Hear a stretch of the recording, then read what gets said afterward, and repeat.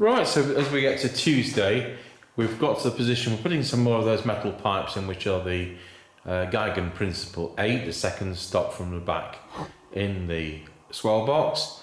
And we now have got the board on in the back and with the Geigen Principle so far. So we've got a problem with the right hand biggest pipe there. That's going to have to go to Leeds to the pipe makers. The foot's damaged owing to the weight of the pipe collapsing on the foot. So here comes Mr. Chippy and we'll get on with the next bit. The next part we have here is the draw stop lever frame. So this enables the slides to be controlled by draw stops, and this is the first part of the lever action. So the plan is that I presume this is the fulcrum that goes all the way through. I can't say I've seen one done like this before. Normally they take apart under individual pins, but we're going to clean it up and we're going to lubricate or replace that as necessary. And that's Mr. C in the background. Okay, so as you can see, we've managed to get the pin that supports those all out.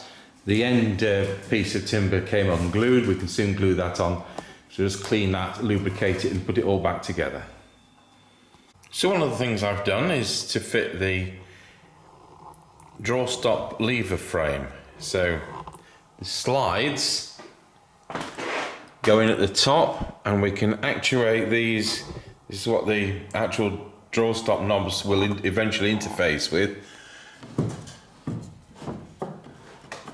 Let's move the camera up so you can see that happening at the top. So they've all been stripped down and redone. So that's a beautiful mahogany that. Now I've got all the dirt off it.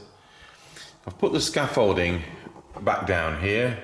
Got the trestles. I'm going to be cleaning those pallets and then installing the roller board.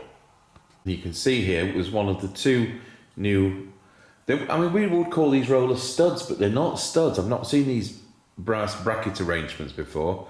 So I've got some 16 gauge brass material and I've cut that with a hacksaw, shaped it on the grinder and with a file, drilled the holes appropriately. I'm just about to put a bushing in and we'll just do the other one, finish the bushings off, and then we can install it on the organ. And that's probably about where we're going to draw this video to a close. I think it's part 12. So that's the second one now manufactured and installed. You'll notice that the screw not in at the top one, because if you look further to the right, one of the securing screws looks to me like it goes through there, and so we'd better not put that in at this stage. So I can move it around a bit and get the screw that actually fixes it to the building frame. So we'll just widen out. So that's all being bushed, all being painted, and it's ready to go in. Right, well I've got it as far as the scaffold planks on top of the bellows. There it is ready to install. It has to go to the bracket up there. You can see the lower one and the corresponding one, you can see them both there. I just can't lift it in, I'll have to wait for Mr. Chippy. So that's where this part ends. The roller board is about to be screwed in and then we can start doing the trackers between the soundboard pull downs and that roller board.